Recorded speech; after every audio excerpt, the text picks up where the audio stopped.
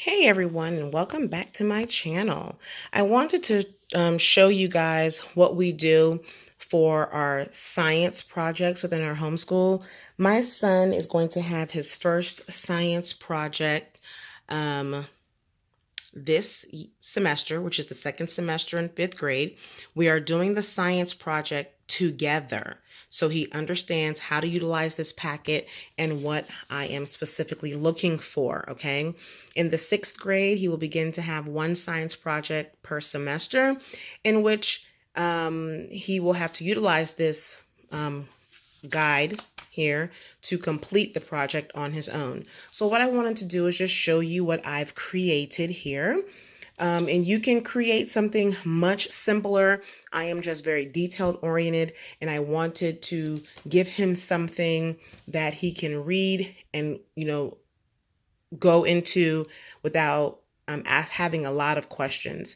And all the questions he may have, I'll answer them as we go or as they come about, since we're doing his first science project together as a group. Okay. It took me about 3 weeks to create this document here.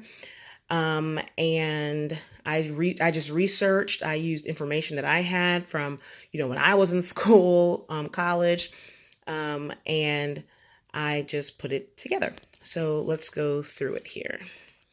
And if you see any typos or anything, please disregard. I'm not going to change it until next year, when I look through it to make sure these things are still applicable. So what I first did was create, it looks like I did not create a table of contents, so that's something I will definitely do. Oh, I did create one. I'm going to say, I know, I always love my table of contents. Okay, so this packet is broken down into 5 parts.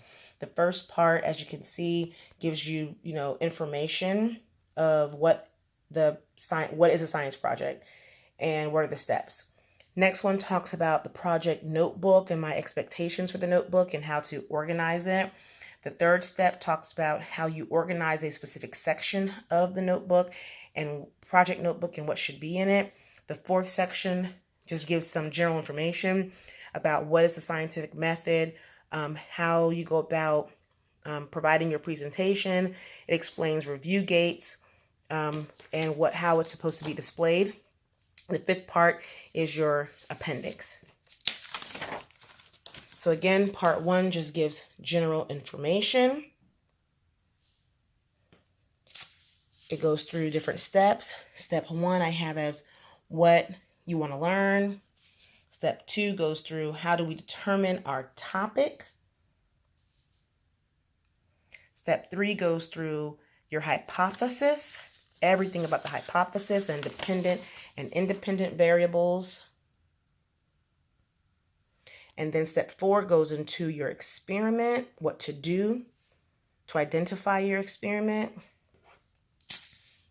And it gives a few reminders. It goes to step 5, which is the data collection and analysis piece after your experiment is done. It even talks about, once you're observing and you're reviewing your data and analyzing it, if you did not prove your hypothesis, you have to rethink and go back and, start again. And then it talks about the conclusion. And then the reporting. How are we going to report that information? Part 2 is the project notebook. The project notebook is inclusive of the project log and the project report. And it just goes and it talks about what your project log should include and what your project report should include, and just some miscellaneous information.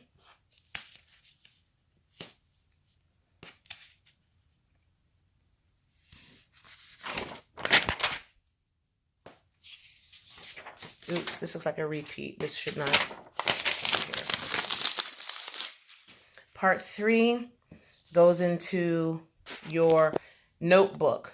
So for the project report, which is part of the project notebook, what am I expecting to see in your report? What are the headings? Topic, project question, project hypothesis, procedure document, and so forth. You know, your summary, hypothesis. This is how your notebook should be organized. And then the rest just gives him miscellaneous information. What is the scientific method, which is the process we're going to go through when we do this project together? You know, when it's time to practice your presentation, what are you going to do? Review gates is basically a time when I, as the parent, will approve certain aspects of the project before he goes on. So before he moves on to one step, he has to get a prior step approved. So he can't go to his hypothesis unless his topic is approved.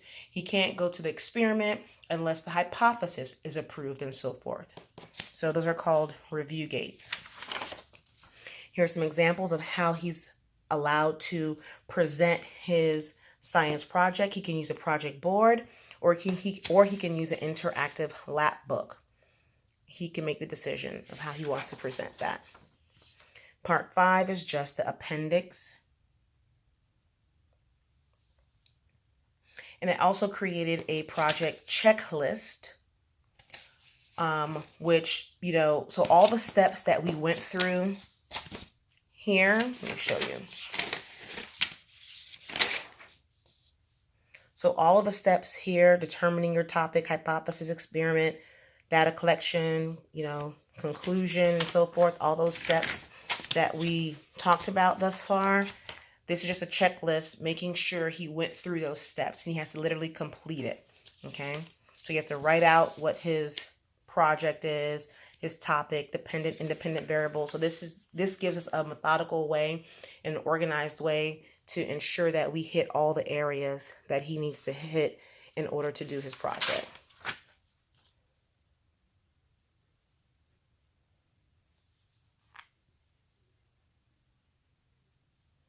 And this project is not going to be due until April of 2019. I gave him the project December of 2018, and we have that much time to complete the project together. So all of this will be completed when we're done.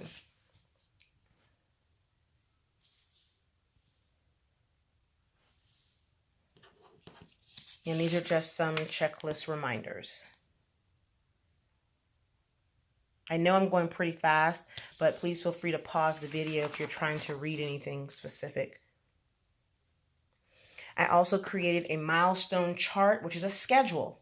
This tells him, you know, when we're going to start something, when is it expected to end based on the estimated days that we're giving him. So to ensure that we complete this project on April 1st, we need to work backwards to figure out when we need to start certain things to make that happen. So again, here are those review gates I was talking about. It's in red.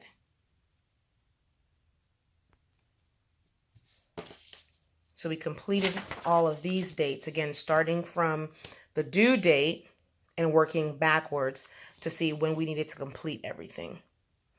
And another reason why I created this milestone sheet and this planning schedule, and also, you know, that checklist that I just showed you here, is because it's going to help him be organized. It's going to help him learn how to properly manage his work and things of that nature. So although we're doing it for science, the thought process behind it can definitely be used for other things in life. You know, it's a life skill, how to manage your time, how to manage your workload, and things of that nature. So hopefully you found this video of use. You found one thing of benefit. If you have any comments or questions for me, leave them in the comment box below. And as always, guys, you be blessed and make it a great, great day. Bye.